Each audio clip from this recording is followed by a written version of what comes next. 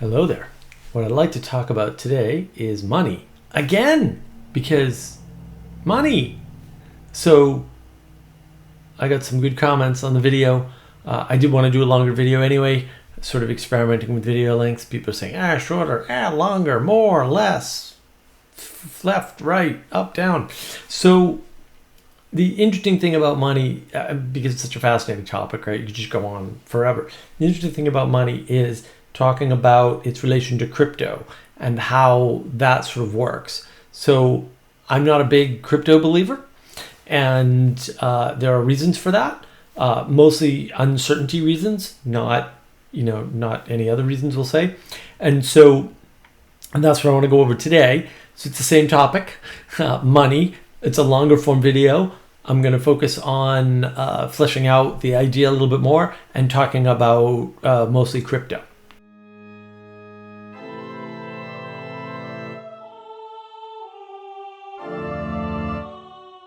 The thing with money, as I said in my short video, is, we've got this future value, right, that represents potential, right? And obviously the potential is not manifest now. That's why it's future. The value is based on a value you've provided in the past. That's how you get the money. And it's best to not point this at materiality, right? So you don't want the money related to a type of rock, or, you don't want it related to a substance that has a dual use. You really do want it to represent value, right? So the realness of it in terms of materiality should be minimal, or hopefully zero. And because what you're really going for is, one of the transcendentals, beauty, right? So money represents, we'll say, the potential to create beauty or to create structure or order or whatever in the future. And when you think of it that way, a lot of things make a lot more sense, like why people give away money at all ever, why people donate to religion, what does religion need money for, right? There's all sorts of things you can do. What's charity about, right? You're basically buying ego to some extent. So there's all sorts of ways in which the representation, not being tied to materiality, is actually allowing you to understand how the world functions, like what behavior is. And then what that means too is that money is directly reflective of values. Full stop, period, end of statement.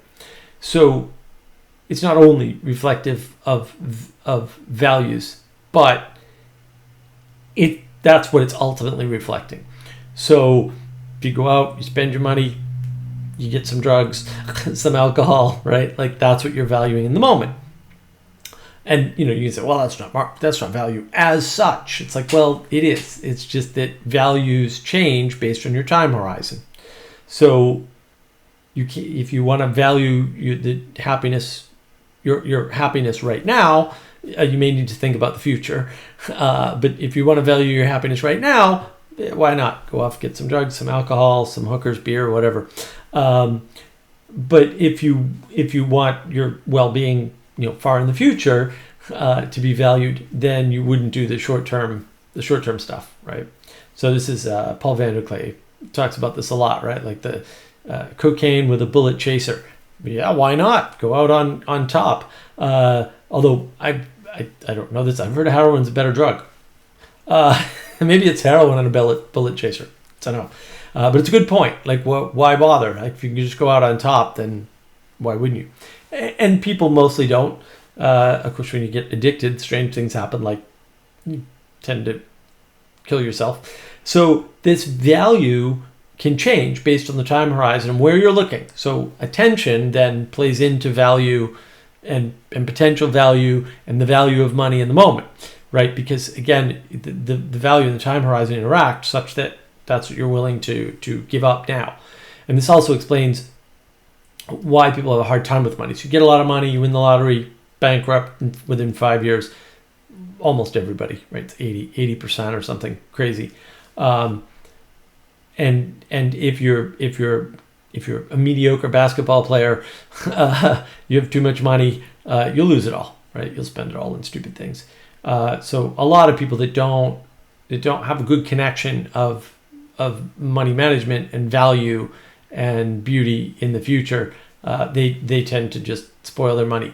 So when you link money to materiality, the problem you run into is material things become less valuable over time on average because entropy, right? So you can't get around entropy, by the way, just in case you were curious. So there's no reason not to spend it now. But if you're wise, if you can look at the larger time horizon, you can manage your money such that you're spending enough in the present that you don't go crazy and become miserly, but you aren't spending so much that you don't have any for the future when you need to make big purchases, when emergencies happen, or you can invest it in such a way that you can get it if you need it, sort of a thing. So there's all sorts of ways. That's how you convert money or cash flow into wealth, by the way, is by looking at the long-term and medium-term time horizon instead of just the next week, next month sort of thing. So, and we talked a little bit about in the last video about the different ways to interface with money in terms of you can increase the amount you're getting, or you can decrease your expenses. Same effect. You have more control over decreasing your expenses than you do over increasing your income. So it's a quicker and easier thing to do. So there's a lot of confusion. I mean, the reason why money's kind of out there in the zeitgeist, if you will, right, in the culture, is because there's cryptocurrencies, and there's like a new one every week. So what's that about, Mark? Like, cryptocurrencies aren't real. They're not tied to materiality, are they? Maybe.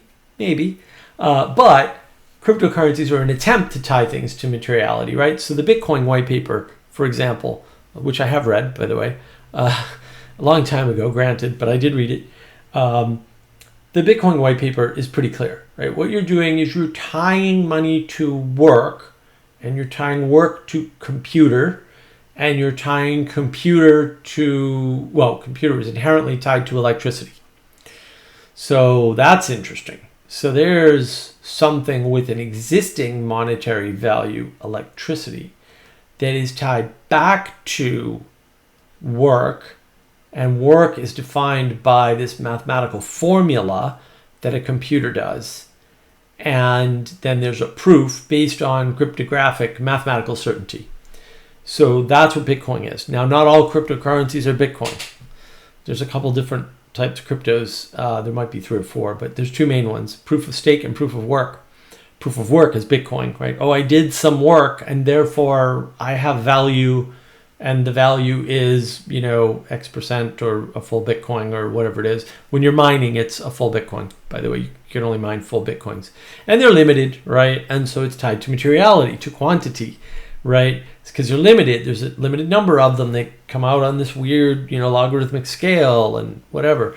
But also, you can get money from fees for doing work, recording the blockchain, it's called, right? The chain of custody for the transactions, and that can be done in splits, right? So they're called Satoshi or something. Tiny parts of a full Bitcoin to recoup fees, because somebody's got to take the time, energy, and effort to run the software on their computer, and the software has to do some work, and that has to take some computer time, which takes up electricity, right? So it makes sense the way they've tied it up. But it's tied to electric usage. This is a bad idea. So that's why all the Bitcoin mining people went out to places with cheap electricity. In some cases, put a few businesses out of business by using up all the electric power, or cause the electric prices to go up because they were effectively taking advantage of a loophole in the system. And a lot of systems have loopholes, and because they have to, because systems can't be perfect, oddly. And so that caused the local electricity prices to go up, while the Bitcoin electricity prices actually stayed stable. This has to do with how they bill out electricity. Kind of complicated. Someday I'll do a video on electric prices and why the green energy thing is a big scam. But in the meantime, back to money and crypto. So crypto's tied up in this what is electricity cost thing, and also what is the equipment cost, because there's expensive cards for Bitcoin, at least, and some of the other mineable currencies. Now, there's also Ethereum, which is proof of stake, which means you have something, you own something, there's a contract base to it. So that's a different matter entirely.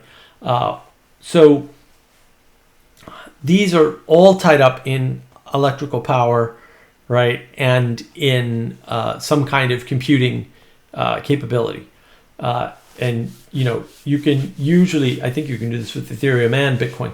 You can take them off chain, right? You can print out a Bitcoin QR code and pass it that way, right? And that's a perfectly valid thing to do. The QR code can represent a wallet. That wallet can have any number of Bitcoin or any percentage of slice of Bitcoin in it.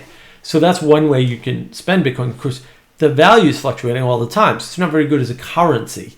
It's very good as a value transfer method if you're transferring large amounts of value, but it's not very good as a currency. Now, the one argument that I heard was very convincing was a talk between Vin Armani and Jonathan Peugeot. See if I can remember to link it here. And Vin Armani made the case that Bitcoin in particular is a currency tied to epistemology, tied to knowledge. And I thought that was very interesting because that is correct. The blockchain, which is the ledger of accounts for all of the spending that goes on, is definitely a type of knowledge. And because it's distributed and because it's hard to mess with, it can be messed with, by the way. That's what forks are, roughly speaking. When they fork a currency, they're actually messing with the system to some extent. And then you have two system, and wherever they met, coins are valid on both systems. Kind of interesting to know. So when you're talking about crypto and knowledge, all the knowledge of all the transactions in the crypto system are available literally to everyone to look up. This isn't particularly useful when you're talking about millions or hundreds of millions or billions or trillions of transactions, by the way. You can trace individual transactions. Absolutely you can. Not necessarily too hard to do. But if you want to see it as a whole, you can't do that. That's ridiculous. It's too much information. It's too much data. So there's a limit to that, right? And again, like I'm not making a claim about the limit or how feasible or could computers solve this? No, they can't. By the way, combinatorial explosion works against computers too. They can make it better, but at the end of the day, if you have too much real-time information, computers aren't going to help you. Phone systems, tracking people in real time. It's easy to track individuals. Again, sure, or sets of individuals, no problem. But when you scale up, it gets harder. And crypto is the same way. So you can track somebody's purchases on the blockchain. You can track where they enter the blockchain, where they leave the blockchain. And they're not anonymous. Bitcoin is not anonymous, all right? So wallets can be anonymous. You may not be able to tie wallets to people until the money leaves the blockchain, and then the anonymity goes away. So maybe useful, probably not as useful as you think. So that's something to note. So the interesting thing is crypto worth anything? And I think that a case can be made either way. Like there's certainly a way in which if public contracts are worth something, then Ethereum can be worth a lot of money. Now, whether or not the contracts that only deal with closed worlds or video games or something, or coins, right, which aren't necessarily currency, so coins can just be markers of an accomplishment and not necessarily tradable. That's another crypto trick, by the way. So there's a couple types of crypto, and some are not tradable. That's a different matter. If it's not tradable, it's not tradable. And that may be fine. Like maybe it represents something else, and Ethereum can be used for that. Bitcoin can too, but Ethereum can be used more efficiently for that. Maybe that's okay. Crypto has lots of problems. Like transaction times are through the roof compared to Visa and MasterCard. So it's not like we're going to overnight flip over to using all electronic Bitcoin type currency. That's impractical. Can't be done. Cannot be done. People argue we can get the speed up enough. No, you can't. It's not. In order to bring the speed up, you have to bring the potential for fraud into the picture, and nobody wants to do that because then you don't have your epistemology anymore. You don't have your knowledge. You don't have your system of record is actually incorrect. So that's just not going to be possible because they're not understanding the trade-off there, for sure. But that's why banks are going to be around for a while, right? So if you want to do slower transactions on the order of minutes and larger transactions by necessity, crypto has a lot of potential. So it has a lot of potential to figure out which banks have which money and where that money's moving to. That might not be a bad thing. And that's something you could track potentially much better with a computer, especially if it's a limited number of large movements. Even if it's one a minute, that's easy. That's nothing. But when you're dealing with Visa and MasterCard, for example, you're tracking about, many more times that per minute, right? It's I think it's hundreds of millions a second of transactions, something crazy. So it's the time actually matters, and because Bitcoin can't accommodate that, and Ethereum even can't accommodate that, and so some of the other ones can't quite do it. Some can, but again, they're sacrificing safety and security for that, and increasing fraud, or at least the potential for fraud. So there's a lot to look at there if you're going to think about, well, how do I value Bitcoin? How do I value Ethereum?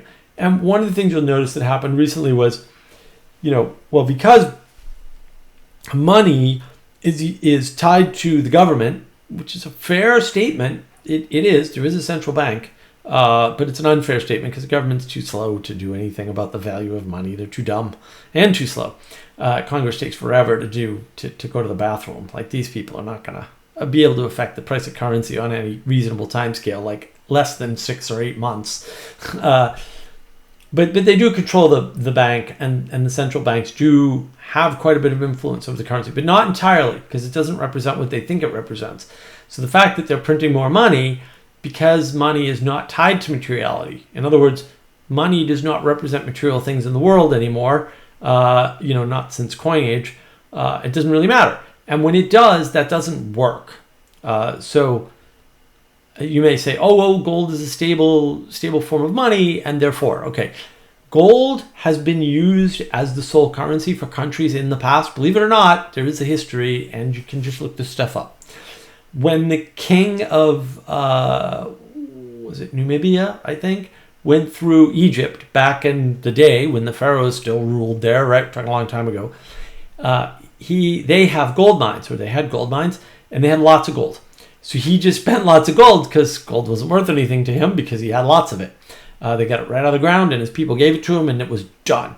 He disrupted the economy of Egypt for 30 years. And they had a gold economy. Like, gold was one of the primary currencies, was the primary currency. Disrupted the entire economy for the next 30 years by a simple visit. I don't know how long it lasted. I don't remember. But it's worth noting. The price of gold can stay unmoored from commodity prices for 100 years. That's happened in recent history, by the way. So if you're thinking like, well, eventually it'll correct. Yeah, but you may not be alive when that happens. So maybe tying to gold doesn't work either. Because historically it doesn't. That's just like factually correct. I know people get very upset. Materialists get very upset. Oh no, prices can't be understood. But as I mentioned in my economy video, it's not how pricing works. So it's okay. It's cool. So if you think we're printing more money, the government controls the money flow, and now we've got a problem, and that's why Bitcoin, when the money flow increases, Bitcoin should go up while the dollar should sink, right? Like, it makes some kind of sense, right? It's intelligible. But then it happens. We have a global crisis, and the money's finally under pressure, and we've got 30% or so, in some cases month on month, by the way. Good to note. Inflation, you would think that Bitcoin would continue to rise from, I think it was at 62 at the time, and Bitcoin dropped like a stone. Boom! Right down to 42 or 35 or something crazy, right? Like cut in half almost. And the Bitcoin people are confused. What happened? We have a stable currency. And we have a stable transaction size even. Relatively speaking, it doesn't fluctuate as much as, we'll say, the transactions on Visa and MasterCard or the intrabank transactions or any of that, because they don't understand what value is represented by the Bitcoin. Money represents value. It doesn't represent the things about the money. It doesn't represent coins. It doesn't represent gold. It doesn't represent work in the past that's stable, right? Because it represents the future value, the future potential. It doesn't represent the thing today. It represents something else that we don't know about in some cases, or we know very little about tomorrow. So what that means is that the value of currency is based on certainty about the future. That's it. The value of all currencies is based on the understanding and predictability or certainty of the future. Now, you may say, well, that means all currencies should move in lockstep. No, it doesn't. No, it doesn't. If you're in a country that you believe, not that is, there is no is in this equation, that you believe and enough other people believe is not affected by a world event, say a skirmish halfway across the world between two entities, then your currency may not move at all as a result of that skirmish, which shouldn't affect your economy because it doesn't have anything to do with you, and it's halfway across the world, and there's like large oceans in the way, and right? Then your currency wouldn't move. Now, any global uncertainty in a global economy can move any particular currency, but it's hard to calculate why all of a sudden, right? This is so the downside of globalism, and crypto is no different, because at the end of the day, if I need something to eat, the amount of work my computer did is not a good analog to figure out how much food I'm worth. It just isn't. Sorry, crypto bros. It's not the way the world works. It's not ever going to be the way the world works. So money is representing certainty to some extent. Money, because that's future potential value. If I don't know how long I'm going to live, all of a sudden, and this is documented, this happens all the time. People spend all their money. If they think they're going to die, they spend every last dime they have. That's a common occurrence, especially for people with no family, right? No reason to go on. They just get what they can get while they can get it, because they're going to die, and you can't take the money with you, it turns out. You can pass it on if you have someone to pass it on to, and you care enough to do that. So this is worth understanding. So the dollar goes down, crypto goes down, because the uncertainty increases. That's what should happen to currencies in an uncertain world. Sorry, it's not hard. It's sad because we want to link it to something that won't escape our grasp, right? We want to, so no, I always know what it's going to be worth. But again, my video on economy, that's not how value works at all anyway. Value in the present doesn't work that way. Value in the present works on negotiation. It's a trade in real time. And a trade is an agreement between two people. And if you can't get an agreement between two people, that doesn't make something valueless or priceless. It makes the transaction not happen. It's a third state. And this is when we get into this binary thinking, well, something either has no value or has infinite value or has some value in between. Or it just, the trade doesn't happen. Like there's a bunch of conditions there. So crypto is not tied to any reasonable expectation of value in the future. Now, you can say, oh, I have a trust network, right? But money's not based on trust, or at least not entirely. It's based on the future potential value. So, if I have something today that, well, we'll say some ore that contains gold that I can't refine, that's worth something right now to somebody who can add value to the process by crushing the rock and refining the gold. It's worth more to them than it is to me, because I can't unlock the potential of it in the future and they can. With crypto, it's harder to see where the added value could be to the money itself. And so it acts like a commodity, but the commodity price fluctuates because the value of the trust network is unknown. Because until the crypto is moved off chain, right? Or unless you're with a custodian, so if you're Coinbase or one of those other places, you have a custodial wallet. They know who you are, but until it's moved off chain, you may not know who it is. So I can buy things with the crypto on my Coinbase account, but they know who I am, and so they know where that money went, where that crypto went, and that makes it of a different type than cash, right? Or than bank transactions, because nobody's monitoring all the bank transactions. It's ridiculous. There's way too many of them. You can see general flows, but you're not gonna oh, that's him buying a sweater. Could in theory if you were targeting me, but you can't do that for everybody. That doesn't work. And there's better ways to get that number anyway. Well, how many sweaters were bought? Now you can get all the cash ones by looking at the retail sales instead of trying to figure it out from the bank transactions, by the way. So that's why that information isn't available the way people think it is. In crypto, every purchase you make is available once they know who you are. Now, again, they may not know who you are until you take the money off chain. Then they can probably figure out who you are. There may be ways around that I'm not aware of. I'm sure they're complicated. There are Bitcoin mixing outlets, right, to make it a little harder to trace. Fair enough. But by and large, on the blockchain, people can trace your transactions, and that limits their value. It doesn't necessarily increase them. So that's worth knowing. Not a crypto fan necessarily. Also not, bearish on Bitcoin. Bitcoin can go to zero. There's always going to be a place for Bitcoin. Probably large transfers, especially of money that needs to get overseas, right? Or money that needs to go between banks or something, because you can send it between people and then the people can deposit to their bank for free, so they can get around bank transfer fees. Not a bad way to get around fees, because the fees on Bitcoin are a lot less, basically because one transaction can contain a lot more money and the transaction rates are flat rates. So I'm not sure about Bitcoin. I'm not sure what alternate money would look like or why we would care or why the system we have isn't good enough. You can make all sorts of claims about the evil lizard people running the banking cartel from behind the shadowy dark room with the cigars or whatever. I don't care. Most of this stuff cannot be controlled. They've been trying for decades to control the economy and they can't do it. They can't do it. Historically, it doesn't work very well.